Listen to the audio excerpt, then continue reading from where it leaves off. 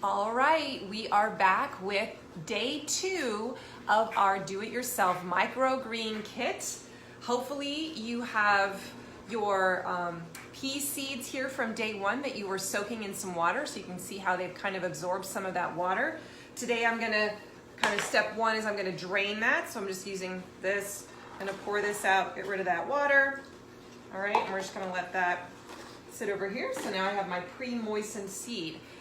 The next step is to pre-moisten the soil. So we're gonna get our bag of growing medium here that we put into your kit, and I'm just gonna dump it, because I'm in my kitchen here, I'm just dumping it into a bowl. And we're gonna add a little bit of water to this and then kind of mix it with our hands. And we don't wanna make this too wet, so we're just gonna kind of play around here. Not really sure how much I need. I'm gonna know how much based on the feel of it. So you want it to be damp so that when you hold your hands together, or when you kind of press it into a ball, it kind of holds together. So I feel like this is kind of perfect right now. All right, so it's been pre-moistened. And now we're gonna take this soil, and we're gonna take our growing trays, all 4 of them. So you should have 5 of them, you're only filling 4. And you're gonna divide them evenly, the soil up evenly into the grow trays. It should come to about halfway to 3/4 of the way full. All right. Just spread it out. Oh, the soil is so gorgeous looking right now.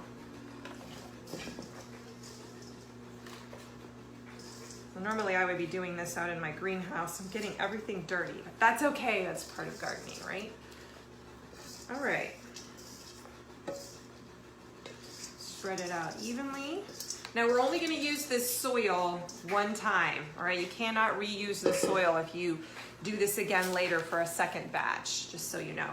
Okay, now we're just going to kind of tamp down a little bit, but not too hard, but we want it to be a nice smooth surface. But don't push all the air out of the soil, right? Because our plants need air to grow. It's one of the requirements. So if we push really hard and compact the soil, there's not enough air for them to breathe as they're growing. So we're just gonna tamp down a little bit on all 4 of the trays. And this feels a little bit damp. It feels moist. That's exactly what you want.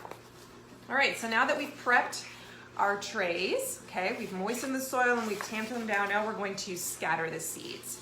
Okay, so I've got my pea seed here first. I'll take that one and we're just gonna scatter it evenly across.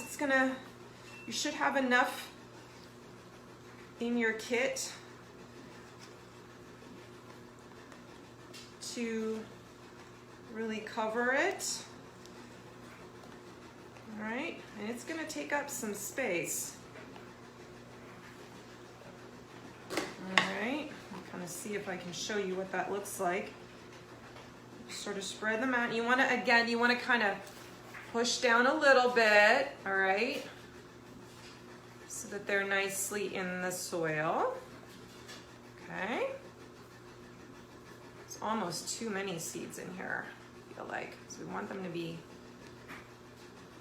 able to root into the soil. Okay, and we're gonna open up our other containers. So I have arugula, and I'm just gonna use this and kind of evenly scatter it. I'm gonna do my best to scatter it across the soil.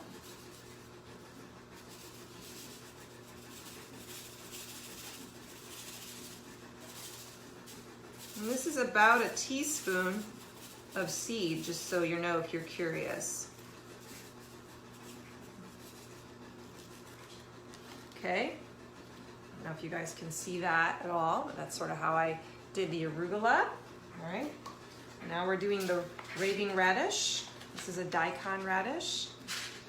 And these are a little different shaped seeds. It's kind of fun if you're doing this with your kids to talk about how there's life inside the seed.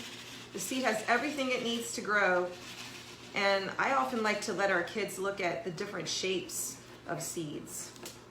All right, and I'm gonna kind of spread them out with my fingers if I feel like They're all clumping up in one area. Okay. I don't know if y'all can see that. All right, and then our last one is the Mild and Wild, which is a really good mix. I think you're gonna like this one. This is a dark seed. These are a little bit harder to see. Again, spread them out evenly, do the best you can.